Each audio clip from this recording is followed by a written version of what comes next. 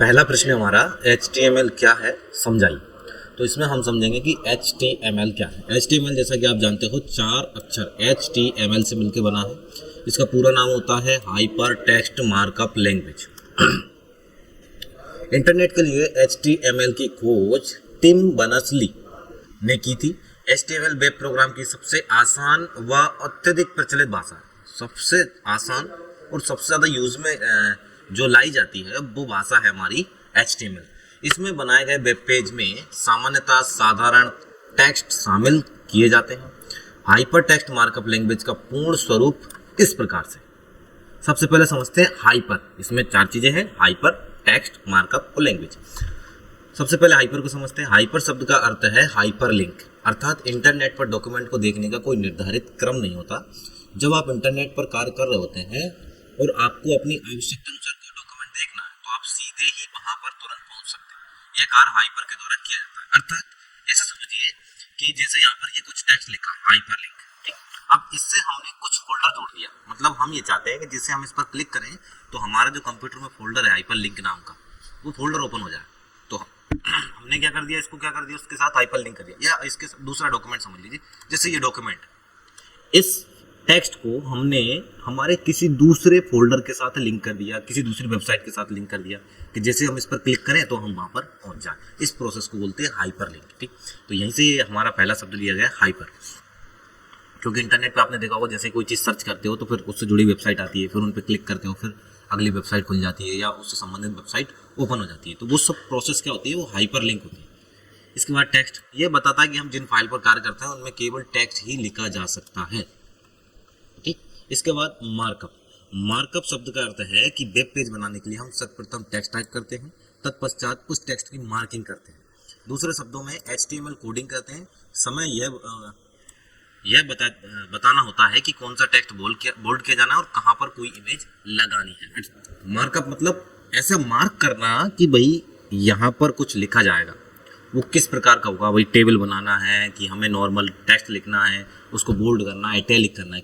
क्योंकि web page पर आपको ऐसी कोई सुविधा होती नहीं है, तो आपको उस भाषा में पहले से ही लिखना होता है कि भाई ये जो हम टेक्स्ट लिख रहे हैं ये हेडिंग के रूप में होगा, पैराग्राफ होगा, ये लाइन कहाँ पर लिखी होगी, किधर लिखी होगी, इसमें क्या क्या लिखना है। वो सारे टेक्स्ट को हम पहले ही मार्क करते हैं। तो उसके लिए मार्क करने के लिए हम बहुत सारे टैग लगाते हैं और हर टैग का अलग अलग मतलब होता है। उस टैग के अंदर ही हम टेक्स्ट लिखते हैं।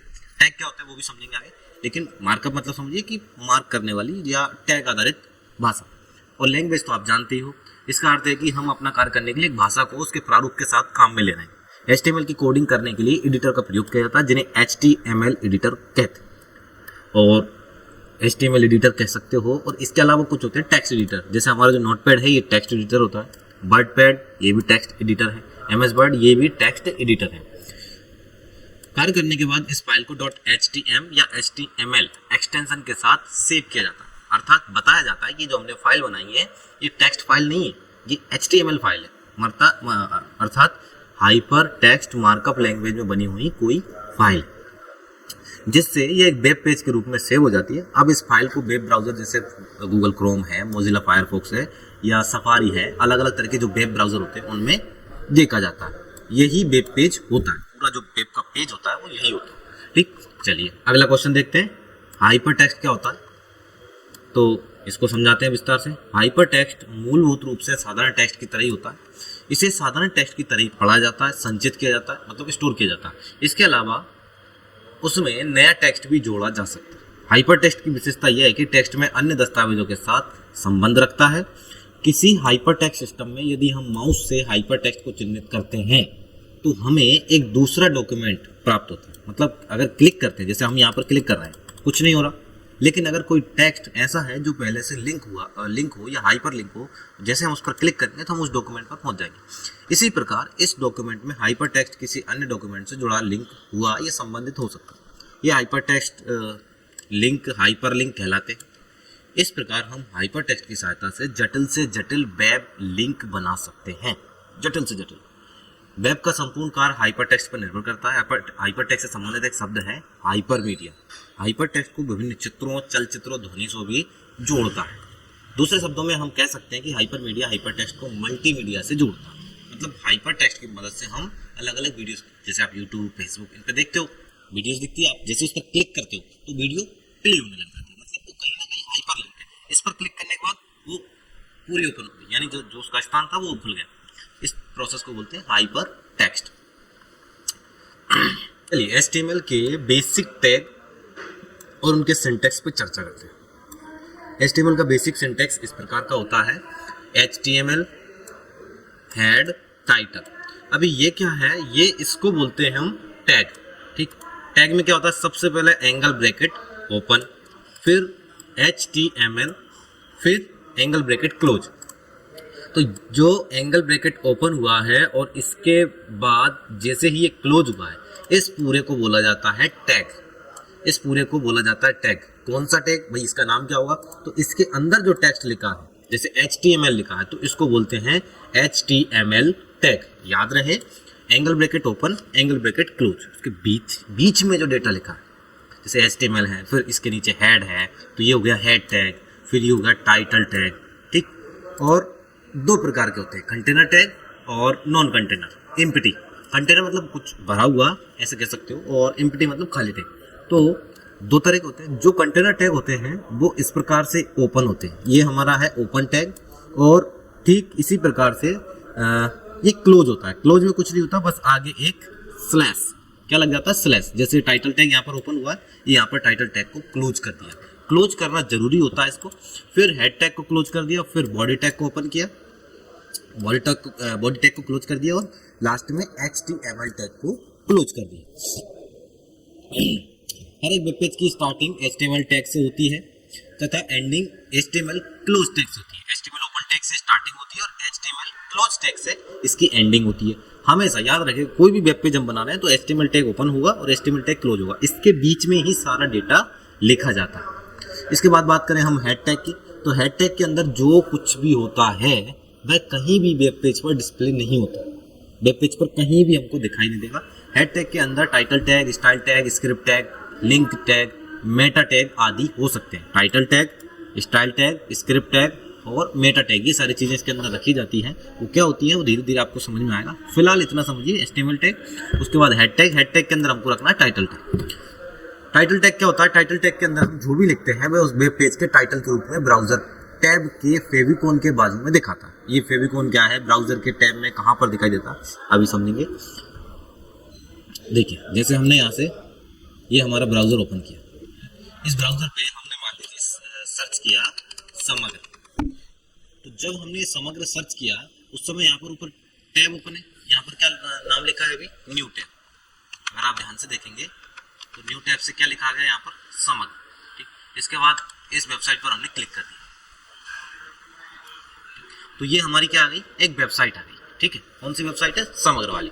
अगर आप ध्यान से इस पर ऊपर की तरफ जूम करेंगे तो इस आइकन को, इसको बोलते हैं फेविकोन। ठीक, इसके बाद ये जो डेटा लिखा है ये होता है टाइटल। किसका, इस वेब पेज का। इस वेब पेज का क्या है, ये टाइटल है। जैसे इसमें हमको ये जो दिखाई दे रहा है पूरा, ये पूरा क्या है, एक वेब पेज। इस वेब पेज में बहुत सारे और भी अन्य वेब पेज हो सकते हैं। जैसे हम इस पर क्लिक करेंगे तो दूसरा वेब पेज ओपन हो गया। अब इसका टाइटल अलग आ गया, देखो समग्र सिटीजन, और फेविकोन भी चेंज हो गया, अर्थात उसका जो आइकन है वो भी चेंज हो गया। तो ये होता है पूरा वेब पेज, और इसका होता है ये टाइटल, ये होता है आइकन। ठीक, स्टाइल टैग के अंदर, स्टाइल टैग अगला टैग है, ये हेड टैग के अंदर लिखा जाता है। इसके अंदर हम उस पेज की इंटरनल स्टाइलिंग डिफाइन करते हैं। लिंक टैग, इसके द्वारा एक्सटर्नल स्टाइल शीट को पेज में इंक्लूड किया जाता है। ठीक, स्क्रिप्ट टैग क्या होता है, इसमें जावास्क्रिप्ट हम ऐड करते हैं।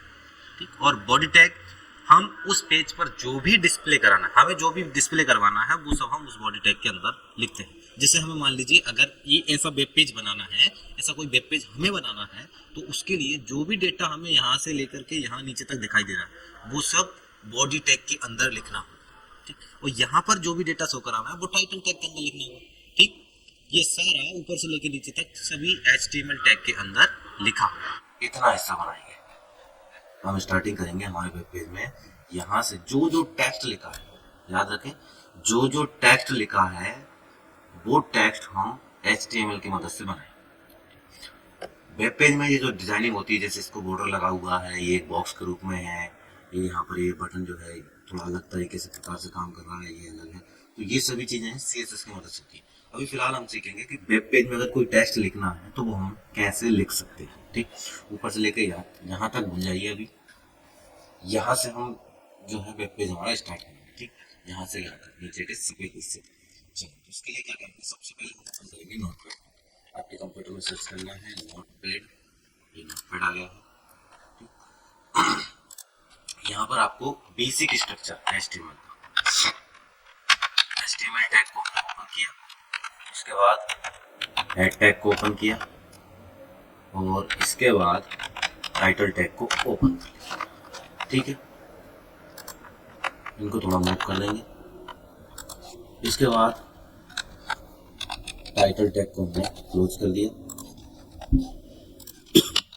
और यहाँ पर हेड टैग को भी क्लोज कर देंगे। फिर आएगा हमारा बॉडी टैग। बॉडी टैग के अंदर ही हमको सारा कंटेंट लिखना है और यहां से कर देंगे हमारे HTML टैग को क्लोज। अर्थात हमारा जो वेब पेज है वो यहाँ से स्टार्ट होगा और यहाँ पर जाकर के खत्म होगा। ये इतना सा हमने बना लिया। इसको करेंगे सेव पर क्लिक करेंगे। सेव पर क्लिक करने के बाद अब आपको एक छोटा सा काम करना है। आपको अपने हिसाब से जो भी लाइब्रेरी है, जैसे म्यूजिक है, पिक्चर्स है, डेस्कटॉप है, डॉक्यूमेंट है, वहां पर अपना एक फोल्डर तैयार कर लेंगे। जैसे हमने मान लीजिए हमें पिक्चर्स में बनाना है, हमने पिक्चर्स में न्यू फोल्डर तैयार किया तो यहाँ पर लिख दिया अवर वेबसाइट। ठीक, इस फोल्डर को ओपन कर लिया। देखिए दिस पीसी पिक्चर्स, चेक करेंगे हमारी वर्तमान लोकेशन क्या है। तो this PC pictures our website के अंदर है और no item match your search, मतलब यहाँ पर कोई भी डेटा अभी नहीं लिखा हुआ। अब हमें जो फाइल हम सेव कर रहे हैं उसको यहाँ पर सेव करना है। तो उसके लिए हम हमारी फाइल का नाम लिख लेंगे। नाम लिखेंगे फर्स्ट पेज डॉट। मैंने आपको बताया था जैसे आप तो कोई भी HTML फाइल को सेव करोगे तो उसके पीछे आपको HTML नाम का एक्सटेंशन यूज करना होगा। इसके बाद इसको ऑल फाइल के रूप में सेव कर देंगे। हमने इसको सेव कर दिया। ऊपर देखिए यहाँ पर नाम आ गया फर्स्ट पेज।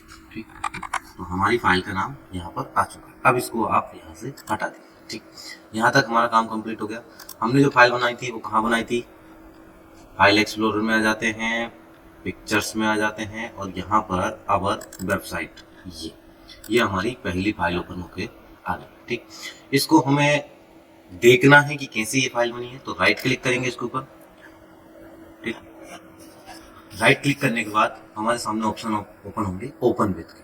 ओपन विथ में आना है और यहाँ से आपको अपना ब्राउजर, जो भी मनपसंद का ब्राउजर है उसको सिलेक्ट कर लेना है। जैसे मुझे गूगल क्रोम में देखना है इसको, गूगल क्रोम पे क्लिक किया, देखिए ये हमारी वेब पेज बन के आ गया। ठीक, अब इसमें हमको कुछ भी नहीं दिख रहा, पूरा ब्लैंक है। क्यों? क्योंकि हमने कोई भी डेटा इसके अंदर अभी तक नहीं लिखा।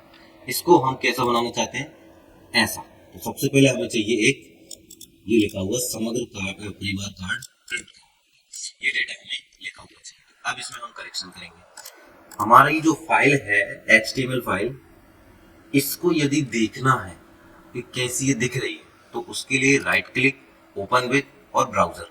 तो यदि इसमें कोई करेक्शन करना है, इसमें कुछ सुधार करना है तो उसके लिए ओपन विथ और नोटपैड। अगर नोटपैड नहीं मिलता है तो चूज अनदर प्रोग्राम, तो यहाँ पर आपको वो भी मिल जाएंगे। अगर यहाँ पर भी दिखाई ना दे तो मोर एप्स पर क्लिक करिए और फिर आपको नोटपैड इसमें दिखाई देगा। नोटपैड पर क्लिक करना है, ओके करना है। जैसे ही हम ओके करेंगे हमारी फाइल नोटपैड में ये ओपन हो गई। अब इसमें हम चाहते हैं सबसे पहले तो यहाँ पर फर्स्ट पेज डॉट HTML की जगह क्या लिखा जाए, समग्र सिटीजन सर्विस पोर्टल। ठीक, तो इसके लिए हम क्या करेंगे, इसमें टाइटल हमारा ऐड करेंगे। कहाँ पर, टाइटल। मैंने बताया था ये टैग है, ये टैग, ये दोनों टैग बताएंगे कि जो इसके अंदर डेटा लिखा होगा वो कहाँ लिखा होगा, कैसा लिखा होगा। तो यहाँ पर हम लिखेंगे समग्र सिटीजन सर्विस पोर्टल। ठीक, ये हमने डेटा लिख दिया। इसको कर देंगे सेव करके ये हमारी यहाँ पर पीछे फाइल ओपन है। रिफ्रेश करेंगे, देखिए सेम लिखा गया समग्र सिटीजन सर्विस पोर्टल, समग्र सिटीजन सर्विस पोर्टल। इसको बोलते हैं फेविकॉन। ये अभी हमने ऐड नहीं किया, ये भी करेंगे ऐड आगे चलकर। लेकिन एक हमारा काम कंप्लीट हो गया कि हमारा जो टाइटल है वेब पेज का वो हमें अब दिखाई देने लगा। ठीक है। इसके बाद हमें लिखना है ये वाला डेटा। तो इसके लिए वापस वेब पेज में जाएंगे हमारे में, ये हमारे नोटपैड में फाइल ओपन है। कुछ नहीं करना, आपको इसमें बनाते जाना है और वापस जब भी करेक्शन करना है उसको वापस ओपन कीजिए, डेटा इनपुट कीजिए और सेव कर दीजिए। चलिए अब हमें चाहिए कि भाई एक हेडिंग, समग्र परिवार कार्ड प्रिंट करें, इस नाम की हमें चाहिए हेडिंग। तो हेडिंग के लिए यूज करते हैं हम H1 टैग। 6 तरह की हेडिंग होती है। यहाँ पर हमने लिख दिया समग्र कार्ड प्रिंट करें और इसको करेंगे क्लोज। ये सेव किया, रिफ्रेश करेंगे, ये समग्र कार्ड प्रिंट करें। ये इंग्लिश में लिखा आ गया। अगर आप चाहें इसको हिंदी में कन्वर्ट करना तो और भी तरीके हैं इसके, या तो आपके कंप्यूटर में इंस्टॉल्ड हो पहले से गूगल हिंदी इनपुट टूल, क्या गूगल हिंदी इनपुट टूल, वहां पर आप जैसे ही ये डेटा लिखेंगे, जैसे इसको हटा देते हैं यहाँ से, समग्र कार्ड प्रिंट करें, ये हमने लिखा, ठीक, और इसको कर दिया सेव। यहाँ करके चेक करेंगे, ये Samagra card print, same as it is Samagra परिवार कार्ड प्रिंट करें। तो इसमें परिवार और ऐड करते हैं, ये देखिए समग्र परिवार कार्ड प्रिंट करें, सेव करेंगे और यहाँ पर रिफ्रेश करेंगे, समग्र परिवार कार्ड प्रिंट। तो हमारे पास कोई डेटा लिखने के लिए क्या है, हेडिंग आ गई है, ठीक।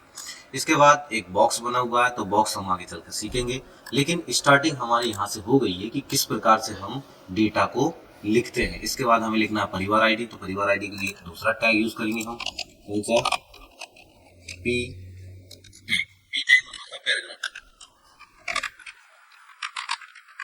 परिवार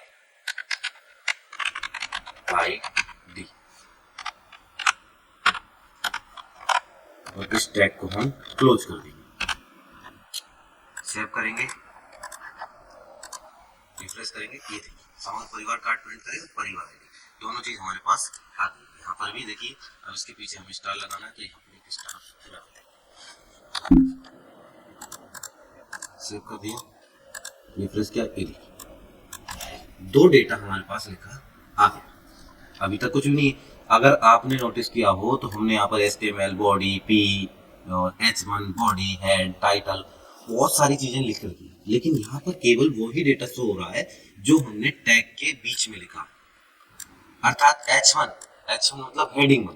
तो हमने बताया है कि H1 यानी हेडिंग 1 के रूप में कौन सा डेटा लिखना है, ये तो कहां से होगा, हमें ब्राउजर, ठीक। इसके बाद हम देखते हैं और भी हमारे टैग कौन कौन से टैग हो सकते हैं। HTML में दो तरह के टैग मैंने आपको बताया था। HTML एक मार्कअप भाषा है और विभिन्न टैग का उपयोग करती है। सामग्री को प्रारूपित करने के लिए ये टैग एंगल ब्रेकेट यानी एंगल ब्रैकेट के भीतर संलग्न है, बीच में टैग का नाम होता है। कुछ टैग को छोड़कर अधिकांश टैगों में उनके अनुरूप समापन टैग होते हैं, मतलब ओपनिंग टैग और क्लोजिंग टैग। क्लोजिंग का मतलब है समापन, जैसे उदाहरण के लिए HTML, अभी हमने HTML देखा, HTML टैग को ओपन किया और फिर उसको समापन किया, यानी HTML टैग को क्लोज किया। बॉडी टैग को ओपन किया और बॉडी टैग को हमने क्लोज किया। इसी प्रकार से HTML में दो तरह के टैग होते हैं, पहला होता है पेयर टैग, दूसरा होता है अनपेयर टैग। पेयर मतलब जोड़े के रूप में, यानी हमने HTML टैग को ओपन किया और क्लोज किया, तो ऐसे टैग जिनको हमें ओपन करने के बाद क्लोज करने की आवश्यकता होती है, यानी अकेला वो उपयोग में नहीं आ सकता या यूज में नहीं आता, या काम नहीं करता, तो वो सारे टैग जिनको हमें ओपन और क्लोज करना पड़ता है वो सभी होते हैं पेयर टैग। और कुछ ऐसे टैग भी होते हैं जिन्हें हमें ओपन क्लोज करने की आवश्यकता नहीं होती, केवल सिंगल ही वो टैग काम करता है, उसको बोलते हैं अनपेयर टैग। जैसे पेयर टैग का मतलब होता है कि ऐसे टैग जिनको इस्तेमाल करने के लिए उनको ओपन करने के बाद अंत में क्लोज भी करना पड़ता है, और अनपेयर टैग का मतलब होता है ऐसे टैग जिनको इस्तेमाल करने के लिए ओपन करने के बाद अंत में फिर से क्लोज करने की कोई आवश्यकता ही नहीं है। ये हमने HTML का बेसिक स्ट्रक्चर, जहां पर HTML टैग ओपन हुआ है, क्लोज हुआ है, फिर हेड टैग ओपन हुआ, टाइटल टैग ओपन हुआ, इसके अंदर बीच में टाइटल लिखा गया और ये टाइटल टैग हमने यहाँ पर क्लोज कर दिया, फिर हेड टैग को हमने यहाँ क्लोज कर दिया। बॉडी टैग ओपन किया, बॉडी टैग के अंदर हमने H1 हेडिंग दे दी, एक पैराग्राफ दे दिया, और देखिए यहाँ पर H1 हेडिंग को ओपन किया, यहाँ पर इसको क्लोज कर दिया, तो ये है हमारा पेयर टैग और ये होता है पैराग्राफ टैग, ठीक।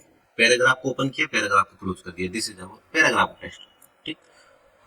तो ये सभी जो है पेयर टैग, इसमें अभी आपने जितने भी टैग देखे हैं वो सभी pair tag, head tag, title tag, ये सभी पेयर टैग होते हैं। इसमें बहुत सारे टैग होते हैं। जैसे सबसे पहले हम पैराग्राफ टैग देखते हैं। तो पैराग्राफ टैग का इस्तेमाल पैराग्राफ को लिखने के लिए हमें जहां कहीं भी कोई पैराग्राफ लिखना है, जैसे एग्जांपल के लिए देखिए, यहाँ से हमारा डेटा लिखना स्टार्ट हुआ, ये पूरा यहाँ पर, फिर यहाँ पर, फिर यहाँ पर, तो यहाँ पर डेटा हमारा खत्म हो गया। यानी कि एक पूरा ये क्या है, पैराग्राफ, यहाँ से लेकर के यहाँ तक पूरा एक पैराग्राफ। अगर मान लीजिए अब हमें लिखना है यहाँ से, यानी इसके बाद ये जो लाइन यहाँ खत्म हुई, इसके बाद हमें यहाँ से लिखना, तो हमें ये डेटा को दूसरे पैराग्राफ टैग के अंदर लिखना होगा। क्यों? क्योंकि यहाँ से यहाँ तक तो एक ही पैराग्राफ है और ये पैराग्राफ यहाँ पर एंड हो गया, तो यहाँ पर हमने पैराग्राफ टैग को क्लोज कर दिया। अगर यहाँ पर पैराग्राफ टैग को क्लोज नहीं करते और कुछ और डेटा लिखते हैं, मान लीजिए ये वाला डेटा भी हम यहाँ से लिखना ऐड करेंगे, तो अगर हम चाहें तो भी इस डेटा को यहाँ से स्टार्ट नहीं कर सकते। कब तक? जब तक कि हम इस पैराग्राफ को यहाँ पर क्लोज नहीं करें। HTML में शीर्षक के लिए कुल 6 टैग होते हैं, H1, H2, H3, H4, H5, H6। इन सभी का इस्तेमाल शीर्षक के महत्व के हिसाब से होता है। H1 टैग वेब पेज में सबसे इंपॉर्टेंट होता है।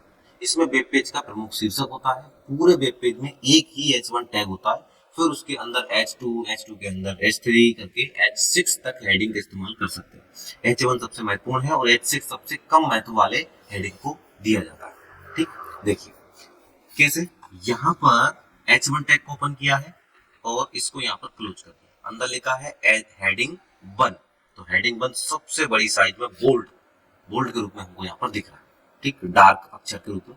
फिर H2 से छोटा, H3, H4, H5, H6, अर्थात H1 हेडिंग को ओपन किया, H1 को क्लोज कर दिया। H2 हेडिंग को ओपन किया, H2 को क्लोज कर दिया। H3 को ओपन किया, H3 को क्लोज कर दिया। तो जैसी भी हमें हेडिंग लिखना है उसके हिसाब से वो टैग के अंदर वो डेटा हम लिख सकते हैं। ठीक, जैसा भी हमें डेटा लिखना। हमारे HTML का वेब पेज कहाँ है, यहाँ।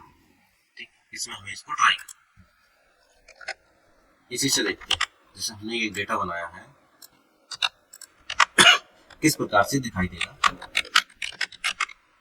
इसको हमने 6 बार कॉपी कर लिया। ठीक, यहाँ पर H2, यहाँ होगा H3, 4, 5 और 6, 6 तरह की हेडिंग होती। H2 को क्लोज कर देंगे, H3 को क्लोज कर देंगे, H4 को क्लोज कर देंगे, H5 को क्लोज कर देंगे, H6 को क्लोज कर देंगे। इसको करेंगे हम सेव करने के बाद ब्राउजर पे आते हैं और सेव करेंगे। देखिए सबसे बड़ी साइज, फिर उससे छोटी, फिर उससे छोटी, फिर उससे छोटी, फिर उससे छोटी, फिर उससे छोटी। और आप यहाँ पर पैराग्राफ में और हेडिंग में अंतर आसानी से समझ पा रहे होंगे कि पैराग्राफ में जो डेटा लिखा है वो नॉर्मल फॉन्ट में है और सिंपल सा लिखा है, बिल्कुल पतला सा, और हेडिंग में जो भी डेटा लिखा है वो बहुत ही डार्क है। जैसे एग्जांपल के लिए हमारे पास कोई वेबसाइट मान लीजिए, जैसे ये हेडिंग के रूप में डेटा लिखा है, ये नॉर्मल पैराग्राफ के रूप में लिखा है। ठीक, या फिर हेडिंग भी इसको आप कह सकते हो क्योंकि ये भी डार्क है, सिंपल नहीं है। इसके अलावा और ये देखिए, ये नॉर्मल पैराग्राफ के रूप में डेटा लिखा है। ठीक, इस प्रकार से डेटा हम लिख सकते हैं। चलिए, ये समझ में आ गया आपको। इसके बाद हम देख रहे थे पैराग्राफ टैग। ये हमने पैराग्राफ टैग, यहाँ पर अगर हम इस डेटा को, हमारे वाले डेटा को, यहाँ इस पूरे डेटा को हमने यहाँ से कॉपी कर लिया और इसके बाद इसको यहाँ पेस्ट कर दिया।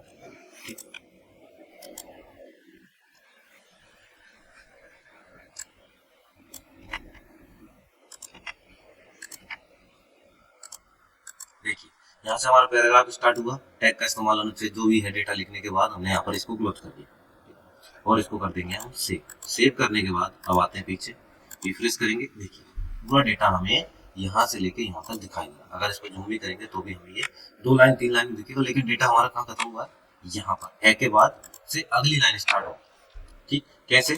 जैसे अब यदि मान लीजिए हम यहाँ पर कुछ और टेक्स्ट लिखते हैं, जैसे यहाँ से हमने कॉपी करके इसको पेस्ट कर दें, तो ये इसको सेव कर दिया और हम यहाँ से इसको रिफ्रेश करेंगे। ये अगली लाइन से स्टार्ट हो रहा है डेटा। ये डेटा कहाँ से स्टार्ट हो रहा है? अगली लाइन से। क्यों? क्योंकि यहाँ तक तो हमने पैराग्राफ बता दिया है, इसके बाद जो भी डेटा लिखा है वो अगली लाइन से स्टार्ट हुआ है। लेकिन HTML में याद रखिए, कोई भी डेटा बिना टैग के अंदर, मतलब टैग ओपन और क्लोज, उसके अंदर ही आपको डेटा लिखना है। आपको खुला, किसी भी डेटा को खुला नहीं छोड़ना, टैग से उसको बांध देना, टैग से उसको बांध देना। जैसे अब मान के चलिए हम चाहते हैं कि भाई ये जो डेटा है ये अगली लाइन में ना जाते हुए इसी के साथ यहाँ से स्टार्ट होना, तो कुछ नहीं करना, जो हमने पैराग्राफ टैग क्लोज किया था उसको यहाँ पर क्लोज कर देंगे। यहाँ की बजाय कहाँ क्लोज कर देंगे? यहाँ पर। तो अब पैराग्राफ हमारा यहाँ से स्टार्ट होकर यहाँ खत्म होगा। ठीक, देखिए रिफ्रेश करेंगे, ये देखिए डाटा कहाँ खत्म हुआ हमारा, यहाँ। ये होता है पैराग्राफ। कहीं पर भी कैसा भी डेटा लिखना है आपको, जैसे आप न्यूज 24 उनकी वेबसाइट देखते हैं, ये एक वेबसाइट है, न्यूज 24 की कोई वेबसाइट है, ये वेब पेज है, और इस वेब पेज में पैराग्राफ कहाँ लिखे हैं वो सारी चीजें भी आपको देखने को मिले। देखिए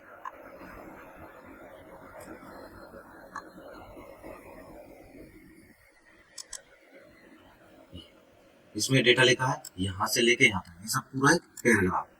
इसके बाद ये देखिए यहाँ से लेके यहाँ तक ये पूरा एक पैराग्राफ है, फिर हल्का सा स्पेस आ गया, फिर ये एक पैराग्राफ है, इधर ये एक पैराग्राफ है, फिर ये एक पैराग्राफ है।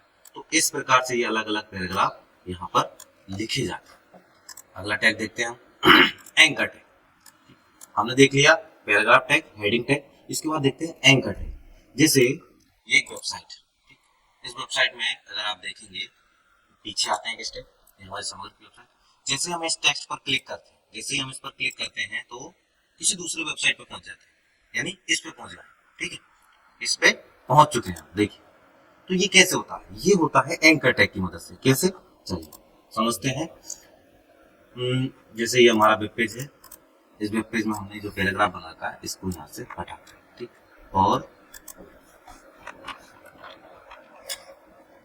यहाँ हम लिख देते हैं समग्र वेब पेज पर जाने के लिए क्लिक करें, ठीक है, ये हमने लिख दिया, इसको कर दिया सेव। सेव करने के बाद पीछे आते हैं और ये देखिए समग्र वेब पेज पर जाने के लिए क्लिक करें। तो यह भी एक हमने नॉर्मल डेटा लिखा था, ठीक, इसको अभी हमने कोई सा भी टैग नहीं बनाया, मतलब पैराग्राफ टैग के अंदर लिखा डेटा।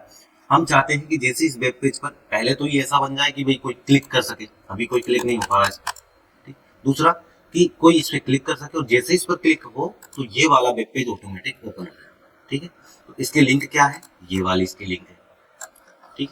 इसको हमें हाइपर लिंक बनाना है, तो उसके लिए क्या करेंगे, इसके पहले अर्थात जो हमने पैराग्राफ बनाया है इसके अंदर हम बता देते हैं कि ए टैग, ठीक, ये हमने एंकर टैग ओपन किया और इसको कर दिया क्लोज पैराग्राफ के पहले। जैसे पैराग्राफ के बाद इसको ओपन किया था तो पैराग्राफ के पहले इसको क्लोज कर दिया, ठीक। इसको कर देंगे सेव। अब सेव करने के बाद अभी यहाँ पर कोई रिजल्ट हमको दिखाई नहीं देगा, ये देखिए सेम एज इट इज। क्यों नहीं दिखेगा, क्योंकि अभी हमें इसके अंदर रेफरेंस देना। कैसा रेफरेंस, कि मान लीजिए हमने इसको क्लिकेबल बना दिया, तो फिर क्लिकेबल बनाने के बाद जैसे ही कोई यूजर इस पर क्लिक करेगा तो कहाँ जाएगा, उसके लिए हम क्या करते हैं HREF, अर्थात हाइपर लिंक रेफरेंस। कहाँ भेजना है, बराबर डबल इन्वर्टेड कोमा के अंदर हमें ये वाली वेबसाइट को कॉपी करके पेस्ट कर देना और ये पेस्ट कर दिया। हमने इस पूरी वेबसाइट को टाइप करके पेस्ट कर दिया कि जैसे कोई व्यक्ति इस पर क्लिक करे तो वो यहाँ पहुंच जाए, अर्थात इस वेबसाइट पे पहुंच जाए। कहाँ पर क्लिक करे, इस पर। हमने जैसे इसको हाइपर लिंक किया, इसको सेव करेंगे, सेव करने के बाद इसको रिफ्रेश करेंगे, ये देखिए ऑटोमेटिक इसके नीचे अंडरलाइन आ गया और उसका कलर भी चेंज हो गया। अब जैसे ही देखिए जैसे इसके ऊपर माउस का पॉइंटर जाता है ये क्लिकेबल हो गया, यानी एक हाथ उंगली का निशान इस पे आ रहा है, यानी इसको आप क्लिक कर सकते हो। जैसे हम इस पर क्लिक करेंगे हम उस वेबसाइट पे पहुंच गए, ठीक। देखिए ये वेबसाइट और ये वेबसाइट, ये होता है हमारा एंकर टैग। इसके बाद किसी टेक्स्ट को बोल्ड करना है, इटैलिक करना है, तो सिंपली उसके सामने आप उस डेटा को लिखते जाइए। जैसे ये वाला जो टैग है, या मान लीजिए हमने यहाँ पर एक और पैराग्राफ बनाया,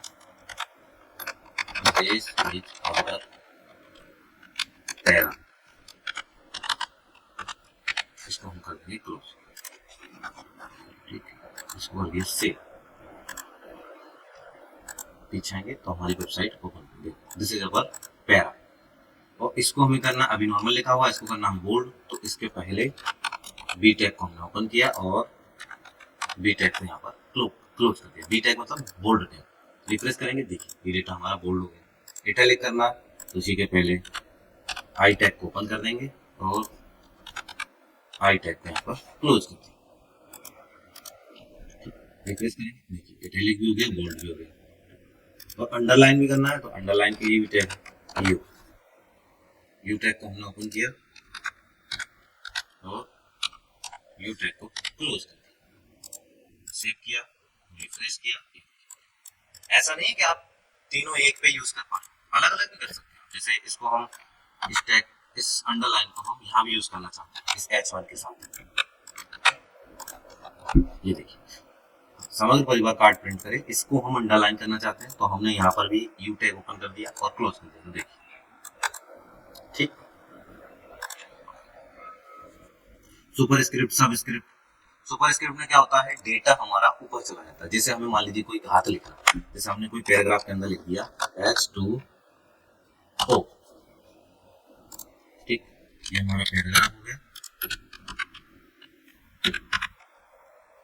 ये ठीक। अब इसके अंदर ये जो H2O लिखा है ये हमें H2O जैसा दिखना चाहिए। सॉरी, ये क्या आएगा, सबस्क्रिप्ट, ठीक। ये क्या देख रहे हैं हम, सबस्क्रिप्ट। देखिए अभी कैसा आ रहा है H2O, टू जबकि कहाँ आना चाहिए, नीचे। नीचे लाने के लिए हम क्या करेंगे, इसको कर देंगे सबस्क्रिप्ट। किसको, टू को, क्योंकि हमें केवल टू को ही सबस्क्रिप्ट करना है, टू को ही नीचे भेजना है।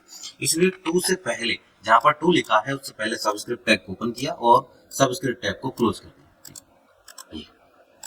ये देखिए, सेम इसी प्रकार से अगर हम यहाँ पर जो है लिखना चाहते हैं 5 की घात 3, ठीक, तो हम उसको सेव करेंगे, रिफ्रेश करेंगे, देखिए 5 टू लिखा है, तो हमें 3 को ऊपर भेजना है। ऊपर भेजने के लिए इसको कर देंगे सुपर स्क्रिप्ट।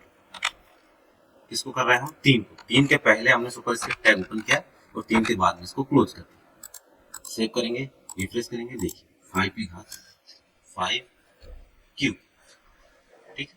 तो ये हमारे सुपर स्क्रिप्ट सबस्क्रिप्ट टैग होते हैं।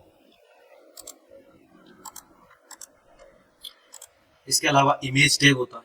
इमेज टैग क्या है, अनपेयर्ड टैग होता है, यानी अर्थात अकेला ही यूज होता है।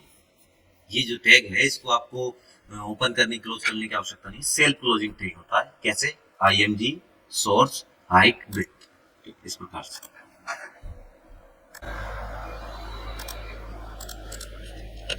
ठीक है, इसके बाद देखते हैं हम इमेज टैग।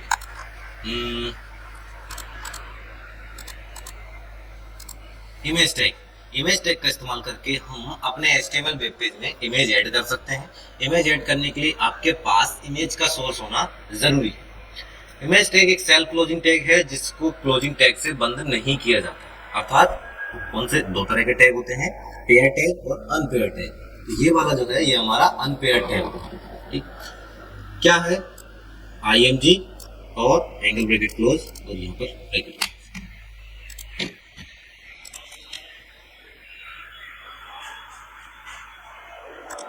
चलिए, अब इस टैग में आप यहाँ पर ये देख पा रहे हो कि SRC बराबर डबल इन्वर्टेड कोमा, और इससे पहले हमने जो एंकर टैग देखा था इसमें भी हमने एक चीज यूज की थी, ये HREF बराबर डबल इन्वर्टेड कोमा के अंदर URL। ये क्या चीज होती है, ये होते हैं एट्रीब्यूट, ठीक। क्या होते हैं ये, एट्रीब्यूट। ये होते हैं एट्रीब्यूट। एट्रीब्यूट को आप ऐसे समझिए, जैसे आपने पढ़ा होगा हिंदी में विशेषण, संज्ञा, सर्वनाम और विशेषण। जैसे एग्जांपल के लिए मान लीजिए ये हमारे पास एक डस्टर है, ये क्या है, डस्टर है। ये डस्टर है मतलब कोई संज्ञा है, ये वस्तु, ठीक है। अब हम इस वस्तु की एक प्रॉपर्टी एक प्रॉपर्टी के बारे में बात करना चाहते हैं, मतलब कोई इसकी विशेषता, यानी कि इसका कलर, ठीक। इसके कलर के बारे में हम बात करना चाहते हैं। तो कलर क्या है, विशेषण है जो इसकी विशेषता बता रहा है। किसी विशेषता, इसका कलर कैसा है, रेड। अब कलर क्या है, हमारी प्रॉपर्टी है, और रेड इसका वैल्यू, ठीक। ये होती है विशेषता। तो जो एट्रीब्यूट होते हैं वो हमारे कंटेंट में या उस टैग के अंदर कुछ विशेष चीजें होती हैं उनको दर्शाते हैं। जैसे एग्जांपल के लिए हमने एंकर टैग देखा था। एंकर में हमने कहा कि भाई हमें इसको as a link, hyperlink बनाना है। किसको बनाना है, this is a anchor tag, ये जो टेक्स्ट लिखा हुआ है इसको एज हाइपर लिंक बनाना है। अब इसकी विशेषता बताना है। विशेषता मतलब कि जैसे ही ये हाइपर लिंक हो जाता है तो इस कोई व्यक्ति इस पर क्लिक करे तो वो कहाँ जाए, क्लिक करने के पश्चात क्या एक्शन होना चाहिए या फिर क्या किस लिंक पर उसको पहुंचाना है, तो वो हमारा एक विशेषण हो गया, अर्थात वो एक एट्रीब्यूट हो, ठीक। तो इस प्रकार के एट्रीब्यूट हमें इमेज टैग में भी मिलेंगे। इमेज टैग में हम टोटल 3 एट्रीब्यूट यूज करते हैं नॉर्मली, सोर्स, हाइट, विड्थ और ALT।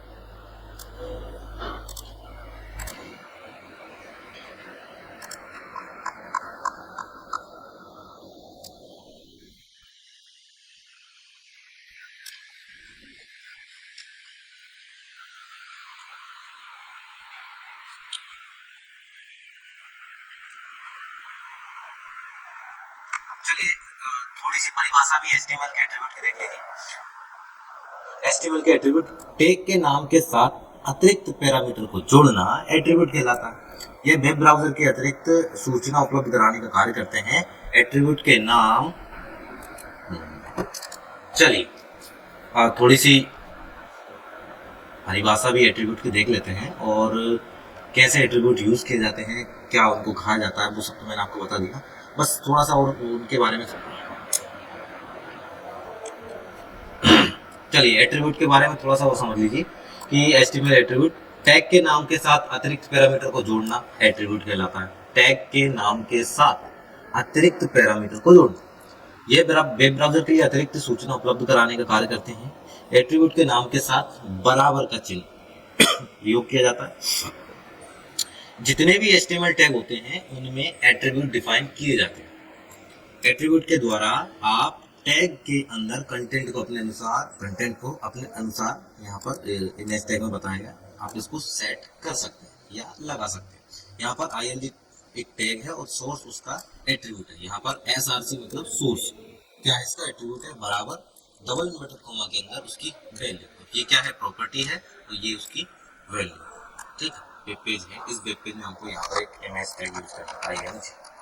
ठीक, ये इतना सा ही होता है IMG टैग, इतना सा ही होता है। क्या IMG लिखने से हमारे ब्राउजर में डेटा शो होगा?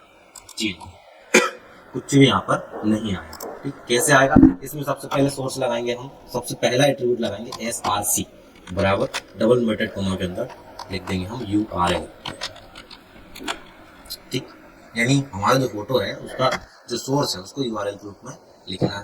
फिर WIDTH विड्थ क्या रहेगी, मैंने बता दिया भाई, सो केसेस में रहेगी। फिर हाइट बता दिया हमने कि ये भी 100 पिक्सेल्स है। ठीक, और ALT मतलब होता है अल्टरनेटिव टेक्स्ट।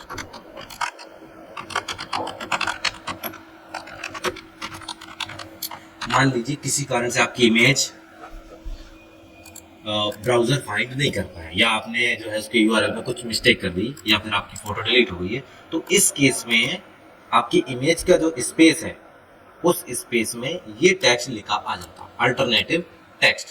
ठीक, जैसे अभी हम इसको सेव कर दिया, रिफ्रेश करेंगे, ये देखिए 100 बाई 100 का एक एरिया इसने बना लिया है इमेज के लिए। चूंकि इमेज इसमें अवेलेबल है नहीं, इसलिए इमेज नॉट फाउंड यहाँ पर लिखा गया। तो अब हमें यहाँ पर मान लीजिए कोई इमेज लेके आना है, तो उस इमेज के लिए हमें क्या चेंज करना है, मात्र इसका URL। जैसे कि मान लीजिए हमारे ब्राउजर में है या हमारे कंप्यूटर में बहुत सारी इमेज है, जैसे डेस्कटॉप पे ये इमेज है। इस इमेज का जो है हमें सोर्स पता करना है, तो राइट क्लिक करेंगे, प्रॉपर्टीज पे जाएंगे, या तो आप यहाँ से देख सकते हैं इमेज कहाँ रखी है, इस प्रकार से इमेज रखी हुई है। डेस्कटॉप पे भी एक फोल्डर है, डेस्कटॉप पे फाइल MGI नाम से है और इसका एक्सटेंशन .jpg। अभी वर्तमान में इसकी साइज क्या है, 736 बाई 962, लेकिन हमें कितने में रखना है, 100 बाई 100। एक तरीका तो ये है। दूसरा तरीका क्या है, इस पिक्चर पे जाइए, इसको करिए ओपन विथ और फोटोज पे जैसे आप क्लिक करेंगे तो आपकी इमेज यहाँ पर शो हो जाएगी। ठीक, यहाँ पर आपको ये जो आई वाला बटन है इस पर क्लिक कीजिए तो इमेज की पूरी डिटेल्स आपको यहाँ पर शो हो जाएगी। इसका इमेज का पाथ, क्या पाथ है, वो पाथ, साथ में उसका नाम और एक्सटेंशन सब कुछ एक साथ लिखा जाएगा। इसको सीधा से यहाँ से कॉपी कीजिए, जैसे कॉपी हो जाए तो इसके बाद यहाँ पर URL में आकर इसको पेस्ट कर देंगे। ठीक, तो हमने बनाई है एक इमेज, सोर्स उसका ये है सी ड्राइव के अंदर, यूजर नाम के अंदर एडमिन नाम का फोल्डर है, फिर डेस्कटॉप फोल्डर है, फिर डेस्कटॉप के अंदर MGI नाम से फाइल का नाम है और उसका एक्सटेंशन है .jpg। विड्थ इसकी 100, हाइट 100, और अगर इमेज फाउंड नहीं होती तो इमेज नॉट फाउंड, ये टेक्स्ट लिखा है। ठीक, चलिए अब इसको चेक करते हैं, ये हमारी इमेज है। ठीक, रिफ्रेश करेंगे, ये महात्मा गांधी जी हमारे पास आ चुके हैं। इस प्रकार से हमने एक इमेज भी यहाँ पर ऐड कर ली। इमेज टैग के बाद हम देखते हैं फॉन्ट टैग। फॉन्ट टैग क्या होता है, फॉन्ट टैग से हम क्या क्या काम कर सकते हैं, वो सारी चीजें हम इसके लिए देखेंगे। चलिए, फॉन्ट को कॉन्फ़िगर करने के लिए HTML हमें फॉन्ट टैग प्रोवाइड करती है। HTML हमें फॉन्ट टैग प्रोवाइड करती है।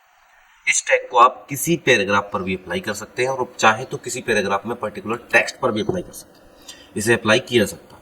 फ़ॉन्ट टैग को HTML5 में इंक्लूड नहीं किया गया, मतलब जो इसके अलग अलग वर्जन है उसमें HTML5 में ये इंक्लूड नहीं है। इससे पहले वाले जितने भी हैं 4, 3, 2, 1, 0 सभी में अप्लाई हो जाता है। HTML5 में इसकी जगह CSS का प्रयोग किया जाता है। फ़ॉन्ट टैग के 3 प्रकार के एट्रीब्यूट होते हैं। फ़ॉन्ट टैग के 3 प्रकार के एट्रीब्यूट होते हैं, फ़ॉन्ट साइज, फ़ॉन्ट कलर और फ़ॉन्ट की फैमिली या फेस। ठीक, जैसे यहाँ पर कुछ टेक्स्ट लिखा है, ये है हमारा MS पावर पॉइंट। यहाँ पर से हम ऊपर से जो फ़ॉन्ट चेंज करते हैं इसको बोलते हैं यहाँ पर फ़ॉन्ट फैमिली या फ़ॉन्ट का फेस। ठीक है, जैसे देख लीजिए आप, Bookman Old Style, Book Antiqua, Bodoni MT Black. ऐसे ही यहाँ पर एरियल ब्लैक, एरियल नैरो, अलग अलग क्या है ये फ़ॉन्ट के स्टाइल है। कैलीबेरी, ये सभी स्टाइल हम अभी अप्लाई करके चेक करेंगे। किस प्रकार से अप्लाई करना है वो एक बार समझ लीजिए। HTML टैग ओपन किया हमने, फिर हेड टैग ओपन किया, टाइटल टैग ओपन किया और टाइटल के अंदर हमने जो है टाइटल लिख दिया हमारा font family dim. Title tag को क्लोज कर दिया, फिर हेड टैग को क्लोज कर दिया, बॉडी टैग ओपन किया और इसके बाद फिर हमने फ़ॉन्ट टैग को ओपन किया। यहाँ पर बताया हमने कि फ़ॉन्ट की साइज क्या रहेगी 10 पिक्सल्स, फेस क्या रहेगा वर्दाना, ठीक, कलर रेड। तीनों एट्रीब्यूट हमने एक ही साथ अप्लाई कर दिए, साइज, फेस और फैमिली। उसके बाद जो फ़ॉन्ट टैग ओपन किया था उसका एंगल ब्रैकेट क्लोज कर दिया और जो भी हमें टेक्स्ट लिखना है वो टेक्स्ट हमने यहाँ लिख दिया। इसके बाद फ़ॉन्ट टैग को क्लोज कर दिया, ठीक। उसके बाद बॉडी टैग क्लोज और HTML टैग क्लोज। अर्थात इसमें क्या होगा, यहाँ जो हमारा ये टेक्स्ट लिखा हुआ है फ़ॉन्ट टैग के अंदर ओपन होने और क्लोज होने के बीच में जो टेक्स्ट लिखा हुआ है उस पर ये सारी फॉर्मेटिंग अप्लाई हो जाएगी, चाहे फ़ॉन्ट की साइज, चाहे फ़ॉन्ट का कलर या हो फैमिली। ठीक, चलिए इसको हम हमारे वेब पेज में ट्राई करते हैं। सबसे पहले हमने क्या किया, नोटपैड की फाइल बनाई या फिर सीधे नोटपैड को ओपन करेंगे, यहाँ पर इसको पेस्ट कर देंगे। पेस्ट करने के बाद जो है इसमें कुछ मिस्टेक्स हैं उनको हम करेक्शन करेंगे।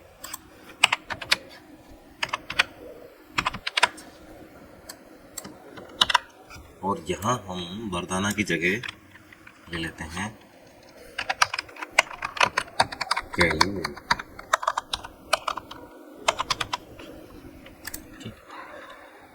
इसको कर दिया हमने सेव जैसे ही करेंगे तो हमसे पूछ रहा है कि आप इस फाइल को कहाँ सेव करना चाहते हैं और किस एक्सटेंशन के साथ।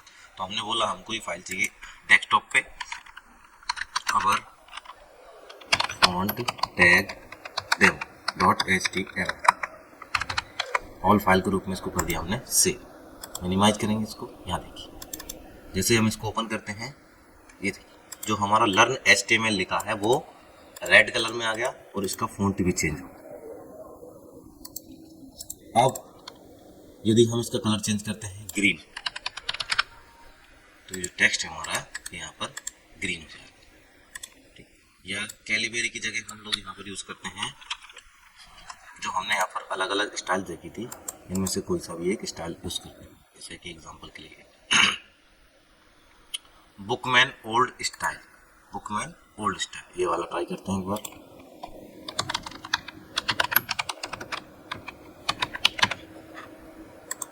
सेव करेंगे, रिफ्रेश करेंगे, ये देखिए इसका फ़ॉन्ट स्टाइल चेंज हो गया।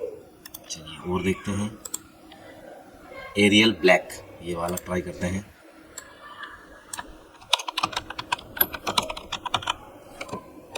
इसको कर दिया हमने सेव, रिफ्रेश करेंगे, ये देखिए हमारा फ़ॉन्ट का स्टाइल चेंज हो गया। बात करें साइज की तो सेव, ये फाइल। तो इस प्रकार से हम फ़ॉन्ट टैग का इस्तेमाल हमारे टेक्स्ट में कहीं पर भी कर सकते हैं। अब आपके दिमाग में डाउट आ रहा होगा कि सर आपने तो यहाँ से लेकर यहाँ तक बस इतना सा ही टेक्स्ट को किया है ना? तो अगर मान लीजिए हमें और भी चीज़ों पे इसको अप्लाई करना है तो उसके लिए क्या कर सकते हैं? तो उसके लिए आपको सिंपल सा कुछ नहीं करना है। देखिए जो लर्न HTML है इसको हमने बना दिया एक पैराग्राफ, ठीक। इसके नीचे हमने फिर एक हेडिंग बना दी, दिस इज आवर कंप्यूटर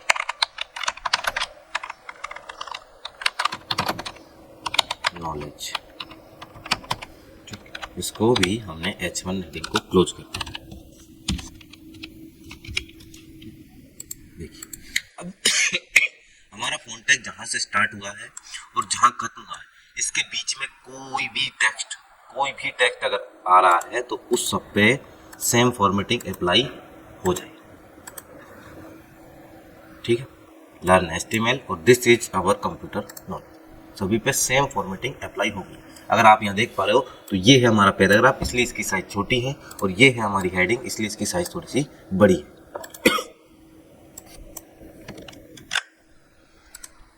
अब आप इसमें डिफरेंस समझ पाए। ठीक, दोनों का कलर ब्लैक। यदि इसके बाहर हम कुछ भी टेक्स्ट लिखते हैं, जैसे this is our new heading,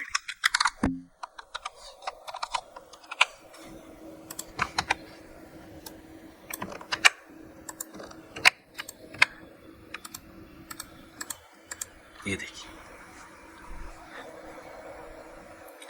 तो ये हो गया हमारा फॉन्ट टैग। इसको आप कहीं भी अप्लाई कर सकते हैं। HTML5 में वर्क नहीं करता है तो आपको वहां पर इसको छोड़ देना है, इसकी जगह आपको CSS यूज करना है। CSS क्या होती है? CSS होती है कैस्केडिंग स्टाइल शीट, जो हम आगे पढ़ने वाले हैं। ठीक, इसके बाद देखते हैं हम मार्केट टैग। मार्केट टैग का प्रयोग वेब पेज में स्पेसिफाइड टेक्स्ट को मूव करने के लिए किया जाता है। मार्केट टैग के अंदर दिया गया टेक्स्ट राइट साइड से लेफ्ट साइड में मूव होता है। इसके अपोजिट टेक्स्ट को मूव करने के लिए इसके अंदर अल्टरनेट बिहेवियर एट्रीब्यूट का प्रयोग हमें करना होता है। जैसे एग्जांपल के लिए यहाँ पर बाकी सब तो हमारा सेम है, तो यहाँ पर यूज किया गया मार्केट टैग और उसके अंदर लिखा है गुड मॉर्निंग और इस टैग को क्लोज कर दिया। तो हमें सीधा सा इसको कॉपी करते हैं, हमारे वेब पेज में इसको पेस्ट करते हैं और गुड मॉर्निंग बॉयज। ठीक है, ये हमने यहाँ पर लिख दिया, चेंजेस कर दिए। अब जाकर के चेक करेंगे तो ये टेक्स्ट हमारा जो है राइट से लेफ्ट की ओर मूव कर रहा है। ये देखिए, गुड मॉर्निंग बॉयज।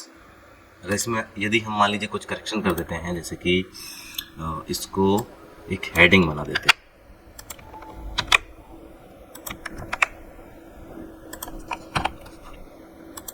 अब इसकी साइज में क्या डिफरेंस आएगा वो देखिए, टेक्स्ट बड़ा हो गया और ये राइट से लेफ्ट की ओर मूव हो रहा है।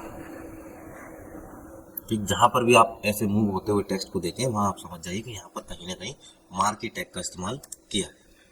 ठीक, इसके बाद अंडरलाइन, ब्रेक रो, हॉरिजॉन्टल रो, ये सब तो आपको पता होगा, इसको फिर भी समझा देंगे। जैसे मान लीजिए इस टेक्स्ट को हमें अंडरलाइन करना है तो यू टैग को हमने ओपन किया और इसको इसके जस्ट पहले क्लोज कर दिया।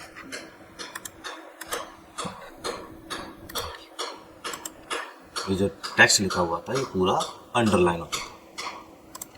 इसी प्रकार से मान लीजिए हमें यहाँ पर this is our new heading के बाद एक लाइन देना है हॉरिजॉन्टल रो, तो हम यहाँ पर एक लाइन दे सकते हैं। देखिए यहाँ से डिवाइड हो गया, यहाँ से जो ऊपर का जो टेक्स्ट है वो अलग हो गया और नीचे वाला टेक्स्ट हमारा अलग हो गया। ठीक, इस प्रकार से हम डिवीजन भी कर सकते हैं। अगर चाहें तो हम इसके बाद भी एक और HR दे देते हैं। अब क्या होगा, हमारा टेक्स्ट एक लाइन के बीच में ही हमको दिखाई देगा कि भाई यहाँ से यहाँ तक बीच में हमारा टेक्स्ट रन हो रहा है, बाकी नीचे हमारे अलग अलग जो है डेटा लिखा हुआ। जैसे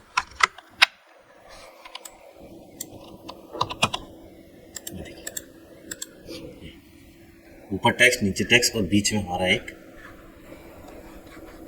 मार्केट टैग यूज हुआ।